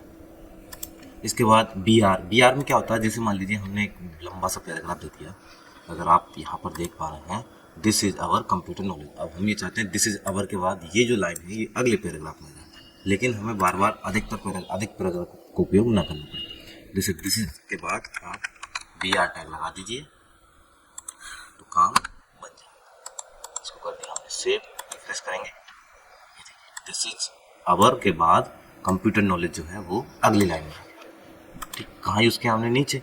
और इसी को यदि सेम हम कॉपी करके कंप्यूटर के बाद यूज़ करेंगे तो ऊपर वाली जो लाइन है इसमें कंप्यूटर के बाद का जो डेटा है वो अगली लाइन ये होता है। BR टैग से आप HTML वेब पेज में कहीं भी लाइन को खत्म करके नई लाइन चालू कर सकते हैं। और हॉरिजॉन्टल रो से यानी HR टैग से आप इस टैग की मदद से हम वेब पेज कहीं भी टेढ़ी लाइन या डिवाइडर बना सकते हैं। ठीक, दोनों काम इसकी मदद से हम कर सकते हैं। बस ये है कि B R tag unpair tag होता है, अर्थात इसको जोड़े में लगाने की आवश्यकता नहीं है, सिंगल ही ये काम करता है। सेम वैसे ही H R tag horizontal row tag भी इसी प्रकार से काम करता है। ठीक, इसके बाद हमने हेडिंग 6 प्रकार की हेडिंग देखी है और अब देखते हैं हम टेबल टैग। मान लीजिए हमें वेब पेज में कहीं पर टेबल बनाना है, तो उसके लिए हम टेबल टैग का इस्तेमाल करते हैं। इन सबको हम हटा देते हैं। हमारे यदि वेब पेज को सेव करेंगे अभी हमें कुछ भी दिखाई नहीं देगा। टेबल टैग के बारे में हम पढ़ लेते हैं। टेबल टैग का इस्तेमाल करके हम जानकारी को टेबल के फॉर्मेट रो और कॉलम के रूप में दिखा सकते हैं। टेबल के अंदर जानकारी रो और कॉलम में होती है, जिससे यूजर को समझने में आसानी होती है। टेबल को टेढ़ी लाइन को रो और खड़ी लाइन को कॉलम कहते हैं। टेबल टैग में रो को टी आर टैग और कॉलम को टी डी टैग में लिखा जाता है। जो भी डेटा हमें टेबल की रो में लिखना है वो टी आर में होगा और जो कॉलम में डेटा लिखना है वो टी डी में होगा। ठीक, और इसमें बहुत सारे टैग इस्तेमाल किए जाते हैं, जैसे table header, T H table header, T B या table body, T R table row, table data और टेबल का फुटर, ये सारे टैग इसमें इस्तेमाल में लिए जाते हैं। चलिए कैसे होता है अभी समझते हैं। सबसे पहले हमने बोला कि हमें चाहिए एक टेबल, हमें एक टेबल बनाना और हम यहाँ साइड में ओपन कर लेते हैं MS वर्ड, ताकि आपको और भी बारीकी से चीज़ों को समझाया जा सके। देखिए, जैसे हमें यहाँ पर टेबल बनाना है तो हमने बोला कि भाई ये हमारा टेबल है, इसमें हमें चाहिए 3 रो और 3 कॉलम।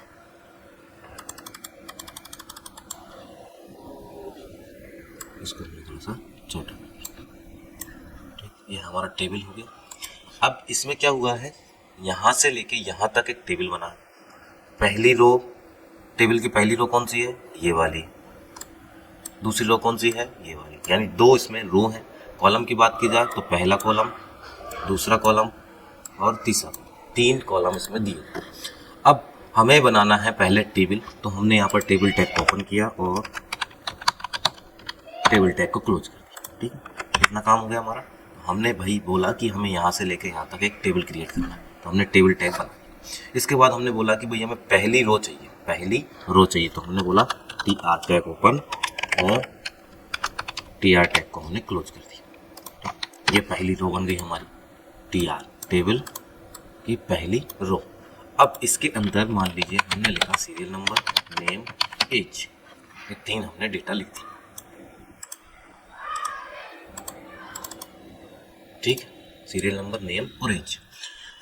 मतलब पहली रो में, कौन सी, पहली रो के अंदर पहला जो टेबल का कॉलम है उसके अंदर हमने लिखा है। तो पहला कॉलम है तो कॉलम के अंदर के डेटा को हम टीडी टेबल डेटा के नाम से दर्शाते हैं।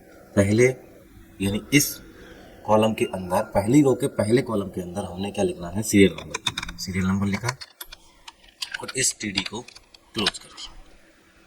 ठीक, तो ये हमारा क्या हो गया, एक टेबल का कॉलम तैयार हो गया। पहली रो में पहला कॉलम तैयार हो गया। फिर हमें जाना है दूसरे कॉलम के लिए। फिर हमने बोला कि टीडी और इसमें क्या लिखना है हमको, नेम टीडी और ये क्लोज कर। तो दूसरे कॉलम में पहली रो के दूसरे कॉलम, अभी हमारी एक ही रो स्टार्ट है, यहाँ से एक रो चल रही है, इस रो के अंदर ही हम डेटा लिख रहे हैं। पहले कॉलम में सीरियल नंबर, दूसरे कॉलम में हमने लिख दिया नेम। अब हमें चाहिए तीसरा कॉलम, टीडी और यहाँ पर हमें लिख दिया एज, टीडी। ये हमने तीसरे कॉलम में, ये हमने तीसरा कॉलम बनाया और तीसरे कॉलम के डेटा के अंदर लिख दिया हमने एज। ठीक है, तो हमारी पहली रो कंप्लीट हो गई। पहली रो में क्या है, सीरियल नंबर, नेम, एज। तो पहली रो के पहले कॉलम, पहली रो है उसका पहला जो कॉलम है उसमें क्या लिखा है, सीरियल नंबर। तो हमने टीडी टैग ओपन किया और उसको क्लोज कर दिया। वही इस पहले कॉलम के अंदर हमारे पास सीरियल नंबर आ गया, दूसरे में नेम आ गया, तीसरे में एज आ गया। ठीक है, तो ये हमारी एक रो कंप्लीट हो गई। फिर दूसरे सीरियल नंबर क्या है,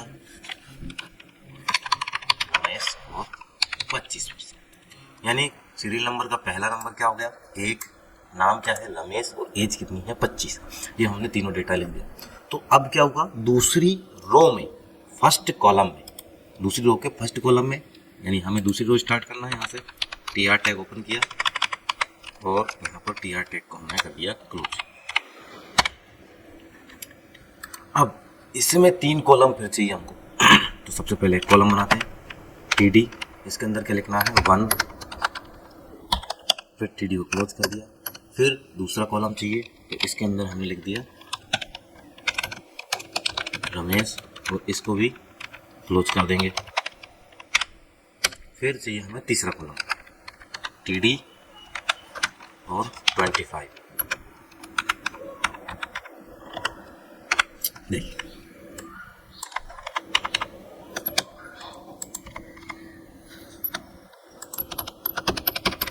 उम्मीद है आपको समझ आया होगा। क्या किया, दोबारा समझ जाते हैं, आपको दोबारा समझ में आ जाएगा। चलिए दोबारा इसको समझाते हैं। सबसे पहले हमने एक रो क्रिएट की, पहले हमने एक टेबल बनाया, उस टेबल के अंदर हमने पहली रो बनाई। रो कौन सी, टी आर नाम से हमने एक रो बनाई है और ये यहाँ पर खत्म हुई। अब इस रो के अंदर, इस पहली रो के अंदर, इस रो के अंदर हमारे पास 3 कॉलम है, 1 कॉलम 2 कॉलम 3 कॉलम, तीनों कॉलम में डेटा है। तो हमने बोला कि पहले कॉलम के अंदर हमको चाहिए सीरियल नंबर, दूसरे कॉलम के अंदर चाहिए हमको नेम, तीसरे कॉलम के अंदर चाहिए एज। तो 3 हमने कॉलम के लिए 3 टैग ओपन किए और उनको क्लोज कर दिया। ठीक, तो हमारे पास ये आ गया बन के।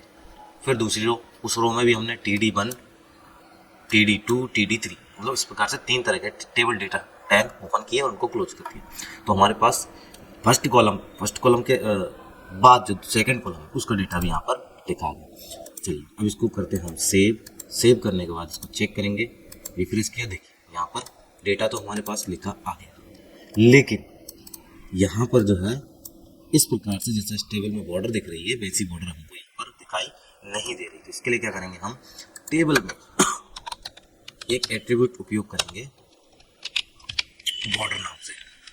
हमने बोला कि टेबल में हमें चाहिए बॉर्डर 2 पिक्सल्स, इसको कर दिया हमने सेव, रिफ्रेश करेंगे, ये देखिए ये टेबल आ गया, सीरियल नंबर, नेम, एज और 1 रमेश 25।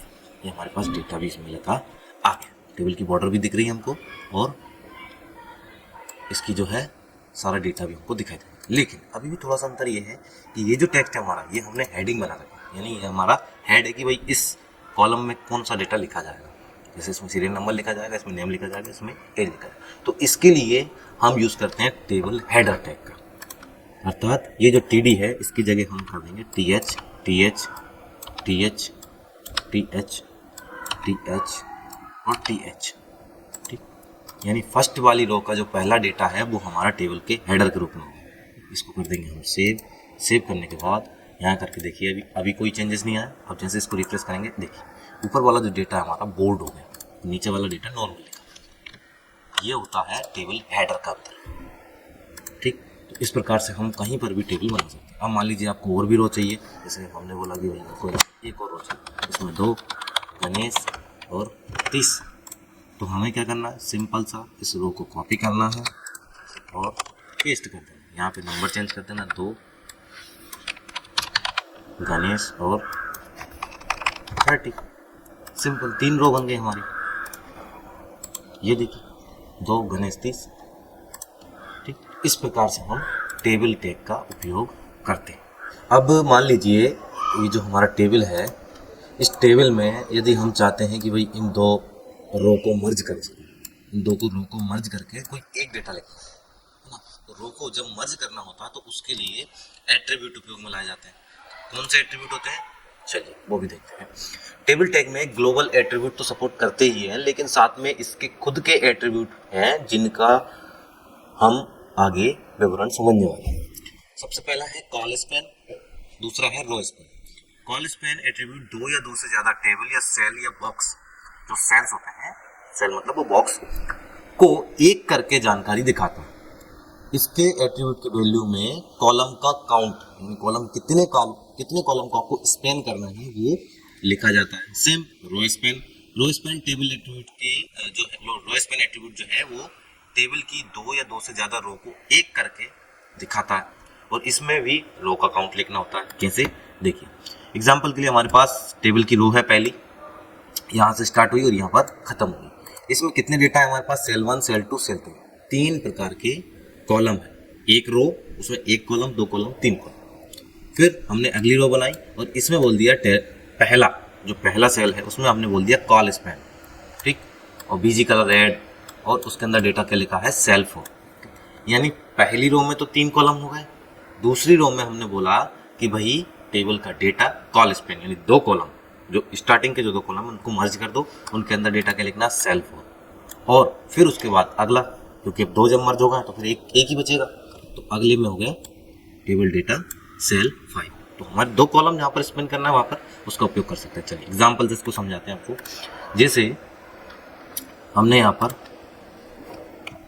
देखिए, ये हमारे पास टेबल है, यहाँ से हमने इसको बना दिया। अगर हम कहें कि भाई हमें यहाँ पर सीरियल नंबर, नेम और एज, ये तो सब सही है, लेकिन एज की जगह हम यहाँ लिख देते हैं भाई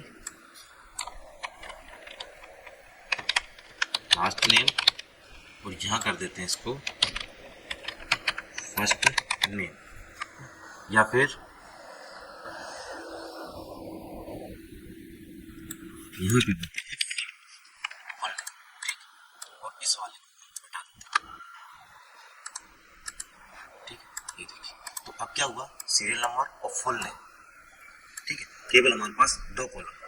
अब हम ये चाहते हैं कि जो रमेश है, ये तो फर्स्ट नेम आ गया और यहाँ पर इनका लास्ट नेम आ गया, तो रमेश के बाद लिख दिया साहू, और इनको कर देते हैं चंदे, ठीक, साहू और चंदे। अब इसको कर दिया हमने सेव, ठीक। ये देखिए, फर्स्ट में सीरियल नंबर रमेश, साहू और गणेश चंदे, फर्स्ट नेम है, लास्ट नेम, और हाँ यहाँ हमने बोल दिया फुल नेम, मतलब व्यक्ति का फुल नेम क्या है, रमेश और साहू, गणेश और चंदे, लेकिन एक कॉलम हमारे पास यहाँ खाली है, ठीक है। तो हम ये बोल देते हैं कि भाई यहाँ से फर्स्ट कॉलम में हमारे पास सीरियल नंबर आ गया, सेकेंड और थर्ड को कर दो मर्ज, अर्थात यहाँ के बाद यहाँ पर 2 कॉलम को मर्ज करके एक ही डेटा लिखा। तो हम यहाँ क्या करेंगे, इस हेडर के अंदर जहाँ से हमने फुल नेम का जो डेटा है वो लिखना स्टार्ट किया, उस टैग को जहाँ पर हमने ओपन किया, यहीं पर एक एट्रीब्यूट उपयोग करेंगे, कॉल स्पैन बराबर 2। इसको कर दिया हमने सेव करने के बाद रिफ्रेश करेंगे, ये देखिए, यानी 2 कॉलम मर्ज हो गए हमारे और उनके अंदर डेटा लिखा आ गया फुल नेम, यहाँ पर रमेश या साहू गणेश। इस प्रकार से हमने कॉलम को स्पेन कर दिया या मर्ज कर दिया, ठीक। इसके बाद मान लीजिए हम बोल देते हैं कि सीरियल नंबर, ये तो हो गया कॉलम का, अगर हमें स्पेन करना है रो को, जैसे इस सीरियल नंबर को हमें नीचे तक स्पेन करना तीनों, तो हमने क्या करना है, पहली रो में जो है ये टेबल की रो है, इसका जो पहला डेटा है टेबल का हेडर, इसी के अंदर हमने कर दिया रो स्पैन बराबर 2, सेव किया, रिफ्रेश करेंगे, देखिए फर्स्ट जो रो है उसमें 2 हमारे सेल मर्ज हो गए। अब यहाँ से इस डेटा को हटा देते हैं क्योंकि एक्स्ट्रा जा रहा है, इसको सेव करेंगे। तो यहाँ पर जब हमने 2 कॉलम 2 रो को स्पैन कर दिया तो इसमें जो पहला कॉलम है वो तो आगे जाएगा, ठीक। अगर हम चाहें तो इस 1 वाले को हटा देते हैं, तो यहाँ से हमने इसको हटा दिया, रिफ्रेश किया, ये देखिए फुल नेम रमेश साहू गणेश चंद्र, ये तो यहाँ पर 2 कॉलम मर्ज हो गए। सिंपल सा है, ज़्यादा कुछ विशेष नहीं है, आप आसानी से समझ सकते हैं। जहाँ पर भी आपको आवश्यकता लगती है वहाँ पर स्पेन कर सकते हैं। यहाँ हमने 2 लिखा है, 2 का मतलब ये है कि हमें केवल 2 कॉलम, एक तो स्वयं और एक उसके आगे वाला, दोनों को मर्ज करना है। इसको यदि हम 3 कर देते हैं, देखिए यहाँ हमने कर दिया 3, यानी रो स्पैन 3, तो अब क्या होगा, तीनों रो फर्स्ट सेकंड और थर्ड तीनों रो को इसने मर्ज कर दिया। तो यहाँ पर हम लिखते हैं संख्या और ये होता है इसका एट्रीब्यूट, ठीक है। चलिए एट्रीब्यूट अभी हमने देख लिए हैं। इसके बाद बारी आती है लिस्ट टैग की। लिस्ट टैग, अगर मान लीजिए हमें HTML में कहीं पे सूची बनाना है, सूची के रूप में डेटा शो कराना है, तो उसके लिए हम क्या उपयोग कर सकते हैं, उसके लिए हम यूज़ करते हैं HTML का लिस्ट टैग, ठीक।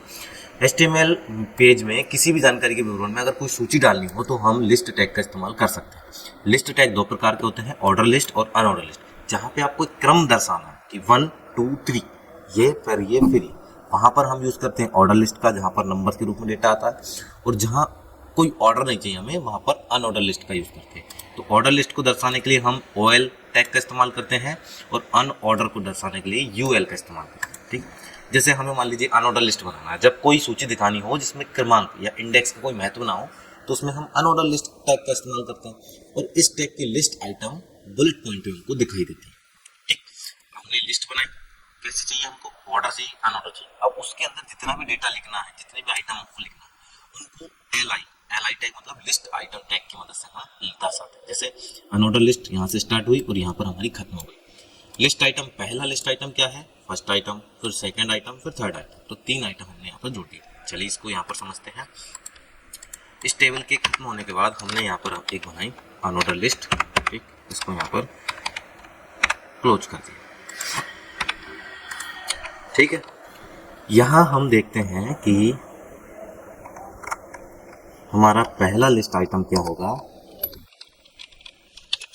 टी। हमारा पहला लिस्ट आइटम है टी, इसको कर दिया हमने सेव, रिफ्रेश। ये देखिए पहला लिस्ट आइटम आ गया, बुलेट के रूप में डेटा शो हो रहा। इसी प्रकार से हम और भी आइटम जोड़ सकते हैं,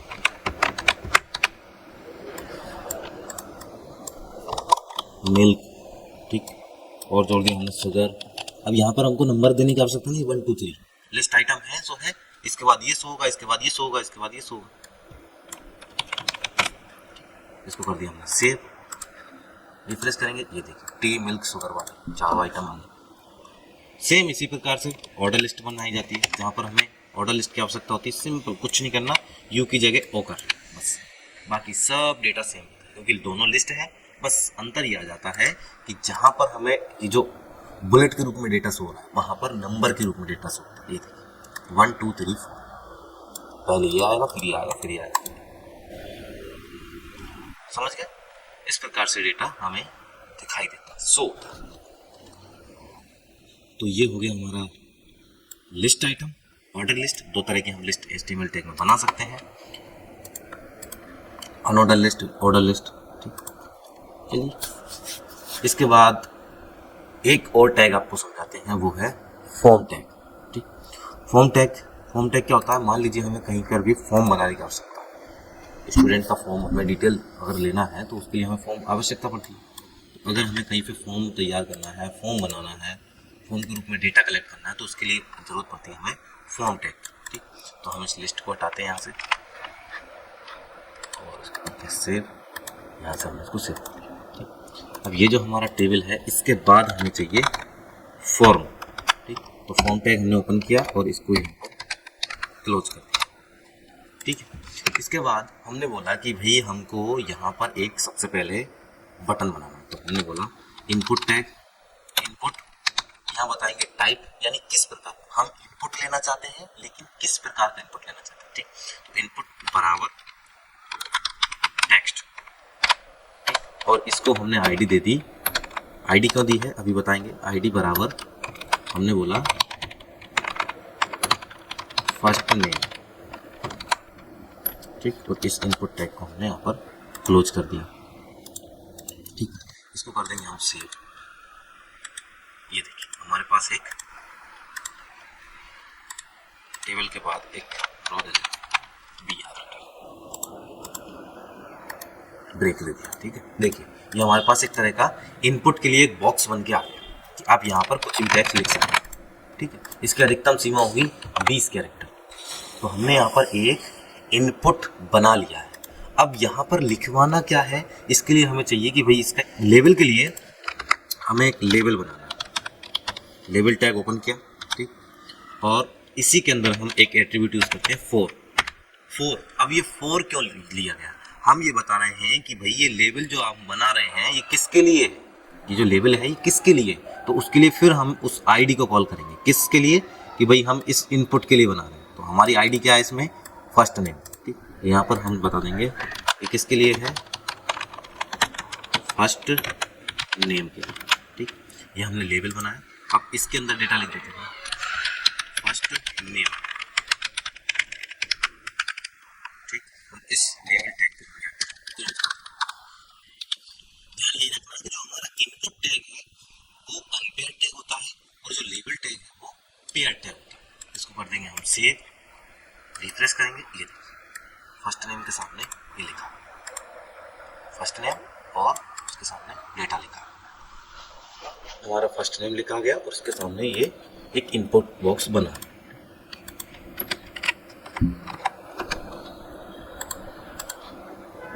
चलिए ठीक, ये हमारा हो गया फर्स्ट नेम। और यहाँ पर किसी यूजर को नाम लिखना है तो अपना फर्स्ट नेम यहाँ पर लिख सकते हैं। ठीक है, इसके बाद हमें चाहिए भाई एक और लास्ट नेम का, तो हमने फिर यहाँ पर बनाया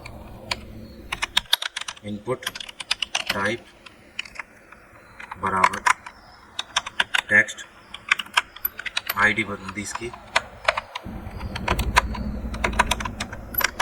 लास्ट नेम।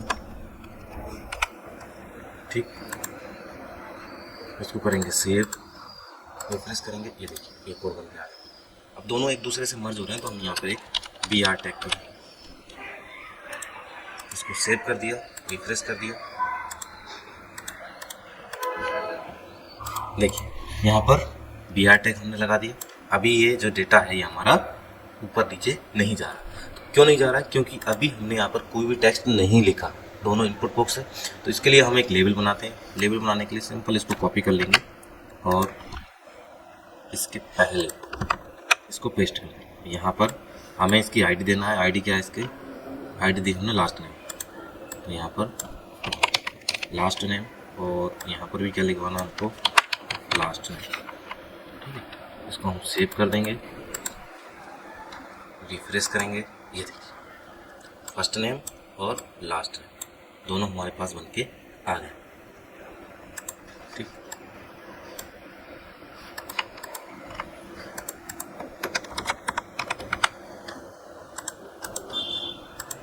ये जो हमारा BR टैग भी है डबल 2 बार हमने दे दिया, तो फर्स्ट नेम और लास्ट नेम दोनों हमारे पास डेटा है वो इस प्रकार से अभी दिखाई दे रहा। ठीक,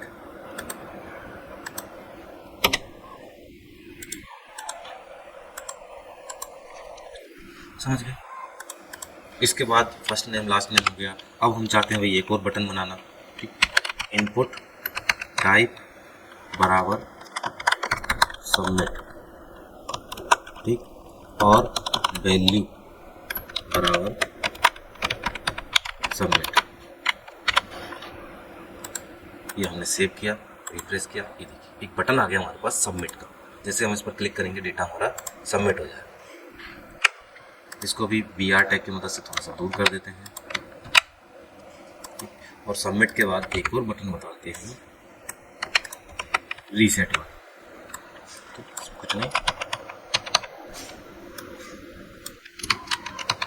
रीसेट लिख देंगे, दोनों में सेव करेंगे। ये देखिए 2 बटन हमारे पास बन के आ गए, सबमिट का और रीसेट का। जैसे मान लीजिए हमारे का रमेश साहू, इसको सबमिट करना है, सबमिट पे क्लिक करेंगे, डाटा हमारा सेव हो गया। सेव कहाँ हुआ? कहीं सेव नहीं हुआ है, बस सबमिट का काम ही कर रहा है। इसके लिए हमें बैकएंड में जावास्क्रिप्ट वगैरह यूज़ करना पड़ेगा जब वो डेटा जो हम लिख रहे थे वो कलेक्ट हो। ठीक, अगर मान लीजिए हम लिख रहे हैं रमेश और अभी कुछ गलत लिखा होगा तो इसको रीसेट करना है, तो रीसेट पर क्लिक करेंगे, सब डेटा रीसेट हो गायब हो जाए। ठीक, तो इस प्रकार से हम होम टैग का इस्तेमाल करते हैं अलग अलग चीज़ों को बनाने के लिए। मोबाइल नंबर लिखवाना है, सारी चीज़ें, बस कुछ नहीं है, एक इनपुट टाइप लेते जाइए और उसके लेबल देते जाइए। तो जहाँ पर हमें सबमिट रीसेट की आवश्यकता पड़ती है वहाँ पर इस प्रकार से बटन बना लीजिए। वैल्यू मतलब है बटन तो होगा, लेकिन बटन के अंदर क्या लिखना है। अगर हम इसको हटा देते हैं मान लीजिए, तो अब क्या होगा? देखिए बटन तो है लेकिन उसका कुछ लिखा नहीं आ रहा टेक्स्ट, तो उसके अंदर वैल्यू अगर हमें लिखवाना है तो उसके लिए ये यूज़ करते हैं सबमिट, सेव। ये देखिए यहाँ पर भी हम जो ये हमारा बॉक्स है इसके अंदर भी हम कुछ लिखवा सकते हैं वैल्यू के रूप में। जैसे यहाँ पर हमने बनाया input type text ID first name, अगर यहीं पर हम बता दें वैल्यू बराबर please fill your first name only. ठीक है, ये हमने कर दिया सेव। सेव करने के बाद रिफ्रेश करेंगे, देखिए please fill your first name.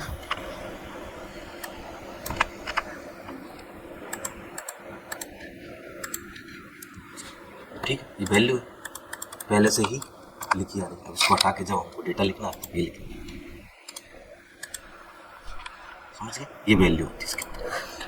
तो इस प्रकार से हम कोई भी फॉर्म बना सकते हैं और इसके अलावा भी बहुत सारे इसमें टैग होते हैं जिनका इस्तेमाल हम HTML में डेटा को लिखने के लिए करते हैं।